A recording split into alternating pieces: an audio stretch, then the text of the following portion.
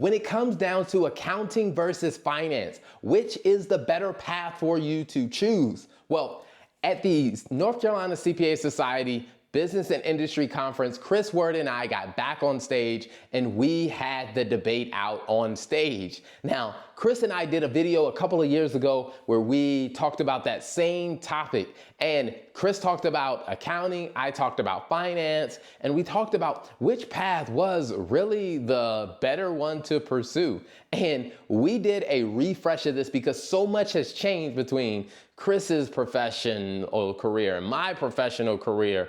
And we got on stage again and we talked about the topic. So today, I am not going to redo all 60 minutes of it. I'm going to give you a brief recap of a few of the key highlights that I think are worth re-mentioning for this video. Now, if you're interested in hearing the entire conversation, the North Carolina CPA Society will be doing a replay on their website. So I'll try to find the link for you and put that on in the description so you can go back and you can hear the conversation. Now, to give you some context, we had a room full of accountants. There were people who have moved over into the finance side of things. There are people who were actual bankers in the room, so they were complete finance. And you also had some people who actually worked to support the industry or the profession of accounting and finance. And it was a pretty interesting mix of people in the room at different levels in their career, but most of the people were probably either mid to senior level leaders within accounting, finance in some form or fashion. So it was actually a pretty good mix because there was about 50% of the room that were true, they call themselves technical accountants, and that is the category that they describe themselves as. And then you had others who were like, I do a little bit of both. And then you had some people, like I said, the bankers who are all finance. So it was not a very swayed room, but my opening was that, hey, I am still 3 years later, fully on that. I believe that finance is the better path forward. Now, Chris believes that, hey, accounting is the better path forward. And we really talked about why. Now, I'll do my best impression or my best recap of what Chris shared. So when it comes down to accounting, a few things to keep in mind is the accounting mindset is really about, accuracy and precision. It's about looking back at what happened in the past and then telling us, all right, here is what happened in the past. Now, it is very, very good to understand that, but it does have its limitations. Now, on the other hand, finance is about looking forward. It's about looking at, hey, what do we think is going to happen? Based on what we know today, how can we start to predict the future? Now, that one, in my opinion, is a lot sexier, a lot more exciting, but it also has its limitations because if you don't have a good grasp on what has happened in the past, or you don't have a good grasp on trying to understand what is happening today, it's going to be very difficult for you to try to forecast the future with some level of confidence. So I do think both have their perspectives, both have their strengths, and both also have their weaknesses as well. And another thing we talked about was like the hiring roadmap. Now, when you compare what the hiring roadmap looks like for accounting and for finance, and to give you some context, we talked about like going from, you're getting your college education to getting a CFO position. Like when we talked about everything in between from school to internship, first job, like your mid-career, we talked about your senior leadership, all the way up to the CFO position. And when we went through that ladder, a couple of things that we pulled out were some stories from our own careers. And so I'll share a couple of the stories that, I mentioned or alluded to. Now, I will tell you, I'm a little biased because my entire perspective of my career trajectory was really shaped when I did a role in investor relations. Now, at the time, the company that I was doing the role in investor relations for was a $13 billion company. So it was a pretty big global company at the time. And I went into the investor relations role. Now, before that, my background was technical accounting. Like, I got a master's degree in accounting, went into public accounting, did maybe 1 or 2 years in industry before I took this investor relations role. But it really opened my eyes because I spent most of my time on the phone or prepping for meetings with Wall Street analysts. And when you're doing that, it forces you to look at your business. It forces you to look at the numbers in a completely different perspective. I remember when we were going through a massive change where the company had made an announcement. Hey, there was a strategy we had invested over $750 million in, and we had to come out and say, hey, after several years of investing going down this path, it's not going to work. So we're gonna have to change course. Now, imagine being in my shoes where you're new to investor relations. Your company just announced, hey, we just spent $750 million over the past few years, and that strategy isn't gonna quite work out like we thought. So we're gonna have to change course, but we still think you should have confidence in us and invest in us because we're still a pretty solid and good company. Now, I will say, that is a hard message to sell. But one of the things that it taught me is, all right, you got to go back into understanding the financials and you got to dig into the fundamentals. Like, let's really understand, how does this business work? How does this business make money? If you were investing your own money, Terrell, what would you look at and say is the things that stand out to you really that are going to make this a stronger business case? And what we did is we went back in and we looked at our own business as if we were the investors and we were pulling stuff apart. We were just saying, all right, well, what about this? Well, if we forecast and we model this out, what does that look like? And then at the same time, I was spending time going through, like, we had 21 different Wall Street analysts who were following our company, writing up and doing different forecast models. And part of my job was to dig through every one of those models and figure out what was going on. And I remember we were getting ready for a really big meeting, and the VP of Investor Relations pulled me to the side and said, hey, I'm gonna warn you about this meeting. Now, you are going to hear things said. You are going to hear, a level of conversation that you probably would never be exposed to outside of this room. Meaning, people are going to be as direct and very straightforward with the CEO, and you will probably never hear anyone else outside of this room talk to a CEO of a major company like this way. So I just want to prepare you. So put your game face on. And when we went into that room, at first, the pleasantries, hey, how are you doing? We started talking through things. And as the CEO started to explain what his perspective and his vision was for the company, now that we were making this change, I said, you really saw all of the niceties just dropped. And the Wall Street analysts were just like, hey, I convinced people to put $230 million into this business. You better give me a better explanation than that. And of course, they added a lot other colorful words around it in the conversation. And it was a very interesting conversation, the way that it played out. But it was one of those things that I will say, I walked out of that room and I was like, yeah, the VP of Investor Relations was right. You will not hear conversations like what just happened outside of that room. And so they came to me afterwards and they were just like, how are you doing? We know it got a little intense at certain parts of the conversation. How are you doing? And I was like, yeah, it was pretty intense. But I absolutely loved it because, see, one of the things I learned about myself is I love being in the pressure situation where your job is to use your skill of what you understand about the business, what you understand about the numbers, and then how do you use what you know to tell a compelling story that is very back with ethics, meaning we're not making stuff up, we're not lying, we're not completely fabricating, but we are looking at the trends of history, looking at the trends of the industry, and we are trying to paint a very clear picture of where we think this business is going. And I will say, it takes a lot of skill to be able to do that. It takes a little bit of, financial understanding, because you got to be able to read the numbers. It also takes a little bit of psychology of understanding your audience. What do they want? What are they paying attention to? What will stand out to them? And it also takes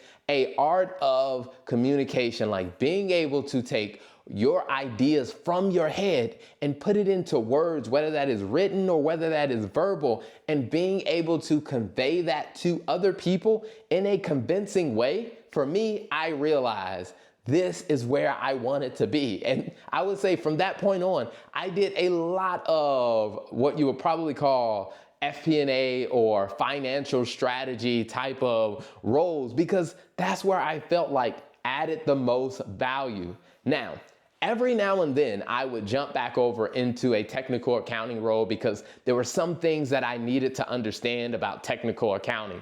Like, for example, warranty accounting.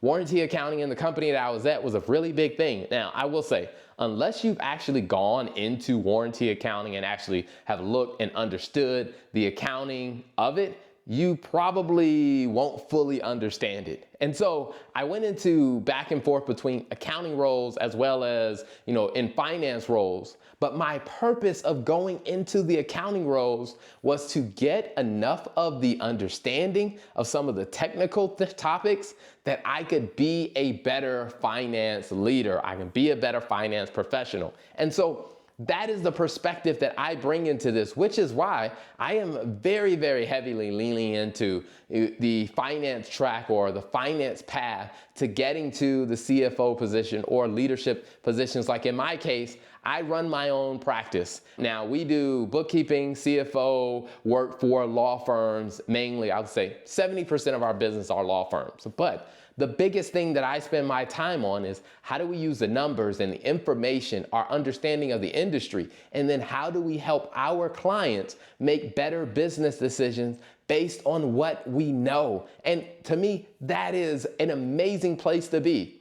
Now, I will be honest, not everybody is thrilled about that. Not everybody is thrilled about, taking the time to understand the industry or taking the time to really understand the financials in a way that you can explain it to non-finance professionals. Some people just want the assurance of knowing like, hey, I know exactly what to expect in my job, or hey, I have more rules and regulations around what we do. Because I will admit, when it comes down to finance, like it is sometimes kind of like the Wild Wild West. Like there aren't a ton of rules or regulations around forecasting for the future, because you can be wildly wrong or you can be directionally right. No one will ever be 100% correct when it comes down to forecasting. It's either widely wrong or it's directionally correct. And not everybody has the temperament or the interest to actually do something like that. And so we did talk about, when it comes down to finance, although I am very heavy, a fan of the finance track or thinking that finance is the better path to getting to CFO and to senior leadership roles, the truth of the matter is you can't get there with just understanding finance. You need to have the respect and the understanding of the accounting functions. Because I remember the privilege I had was sitting down with a CFO once, and he was telling me, he said, you know what, your path looks great as far as, you doing these FP&A, these finance roles. But I'm telling you, if you don't have a solid understanding of accounting, even if you make it to the CFO seat, you are going to struggle because there are things that you'll need to understand and you'll need to be able to communicate it to others. But if you don't understand it well enough, then you won't be able to actually, figure out what's coming next. And you definitely won't be able to explain it to other people. So while often many people tend to look at it like we did when we started the debate, is that it's accounting versus finance, in the end, what you really come down to is that it's really a combination of a mix of finding the right balance between accounting and finance. Because as you move through your career or as you move in the profession of accounting and finance, what you will find is if you lack the exposure to either finance or you lack the exposure to accounting, you're not going to be able to be the best finance and accounting professional. I mean, it kind of says it in the name with finance and accounting. Like, you need both experiences or you need enough exposure to both. Now, which one you lean to may be a factor of, maybe it's a factor of your personality. Maybe it's a factor of your temperament. Maybe it's a factor of the time of life that you're in. For example, when I was doing some of these finance roles, it was a lot of work hours, a lot of recreating, presentations and spreadsheets and models. And to be honest with you, had I had a newborn child during, some of those significant roles, I'm not necessarily sure I would have the same opinion about finance just because my life situation would have been different and I probably would have wanted a little bit more certainty in my work approach so that I could maximize the time with my wife and my newborn children. But because I didn't have children, it was just my wife and I, we could figure out the patterns that we needed to really still enjoy the path that we were on. So I would say, in a very summarized view, at the end of the day, I think you need a balance of both accounting and finance. Now, how much of finance and how much of accounting depends on the goal that you have personally.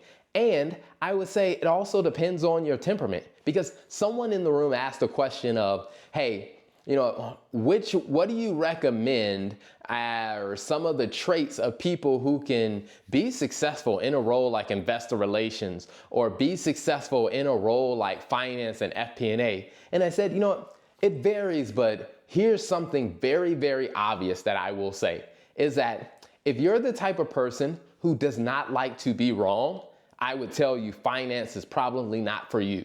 Because a lot of what you're going to do is to create financial models, and you're going to create these financial assessments. And I will tell you, none of your financial models will be exactly correct.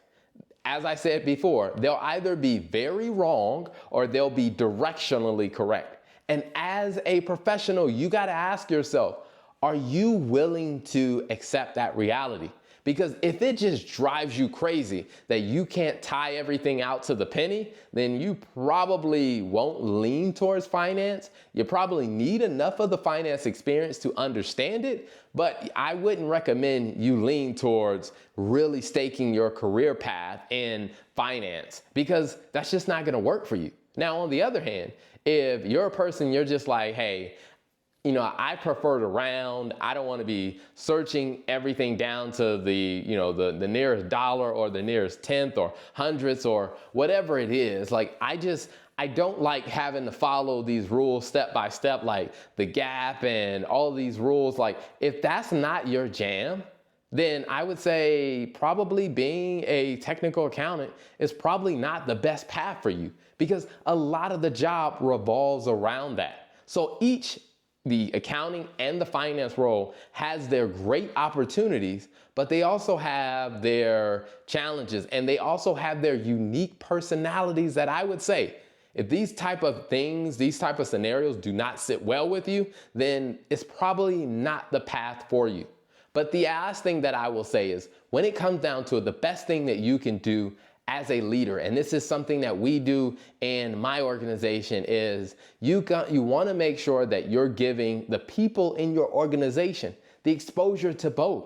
So one of the things that we do in our company, and like I said, we have over 30 plus different clients. And so often we will do what we call a role switch, where the accounting manager will actually be the finance director for one or two clients for a month. The finance director will then become the accounting manager for one or two clients, or the bookkeepers will become senior accountants and vice versa, to give everybody a chance to sit in a different seat on the team. Because what that does is, in a very small dose, it allows everybody to get a little bit of a flavor of how the business operates from different perspectives and different viewpoints. And what it does is it gives everybody a chance to see it from another person's shoes, and they start to learn how to collaborate and how to work together, and they start to appreciate one another a lot more, because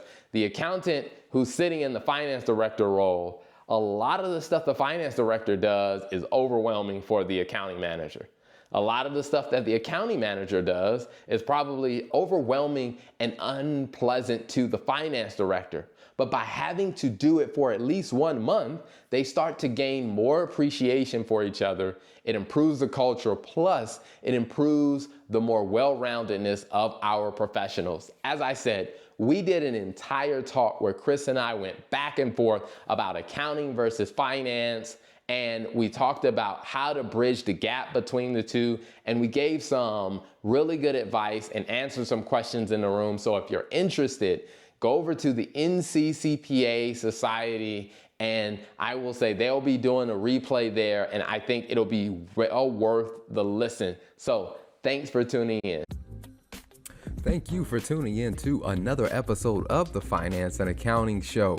If you like what you heard, don't be selfish. Make sure you hit that subscribe button and then share this with a friend, because you know a business owner that could definitely use this insight. So be sure to hit that subscribe button, share it with a friend, and turn on the notification bell so you get all the updates when we release a new episode.